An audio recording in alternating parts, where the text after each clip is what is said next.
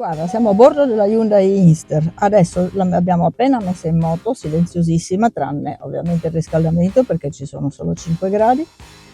Cominciamo con scegliere tra tutta la strumentazione che è fatta veramente bene, con le alette che hanno dei comandi per gestire l'e-pedal piuttosto che la velocità, le marce, eccetera.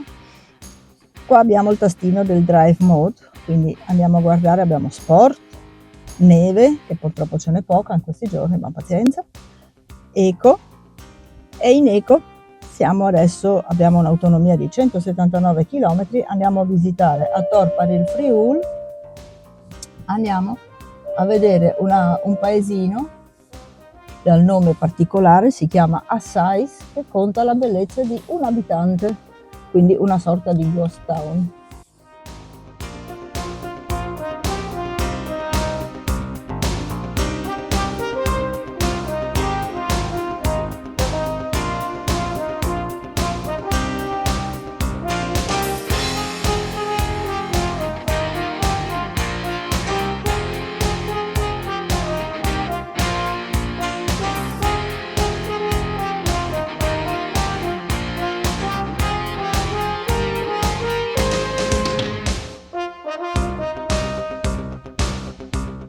Uscendo dal paesino di Assais, adesso riprendiamo la strada, ci rimettiamo in discesa su quello che è la discesa della cronoscalata Verzenis alla Chianzutana, con Ister che diventa divertente da guidare, simpatica, l'autonomia è ancora buona, quindi possiamo divertirci a guidare ancora molto.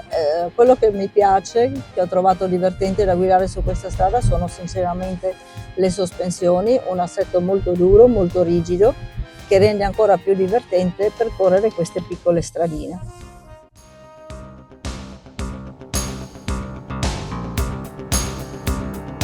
Ecco qua fermo il nostro piccolo bolide, che ha, questa è la versione con long range, quindi abbiamo 115 cavalli a nostra disposizione, abbiamo una coppia che è di 147 Nm, mentre l'autonomia arriva fino a 370 km.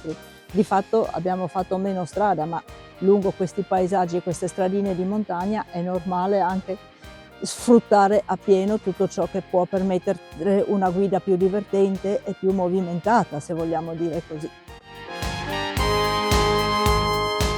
Gli strumenti all'interno di Ister sono veramente belli, semplici, intuibili. Qui abbiamo il nostro bel volante, le cui lucine dei LED qui in mezzo cambiano con l'inserimento della retromarcia, diventano di colore rosso. Poi abbiamo le palette che ci permettono di inserire diversi comandi, come ad esempio l'e-pedal, che lo vediamo segnato qui, che è lo strumento che ci permette, rilasciando l'acceleratore, di accumulare energia.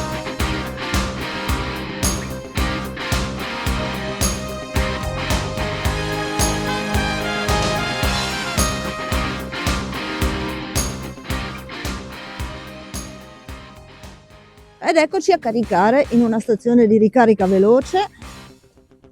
Apriamo questo.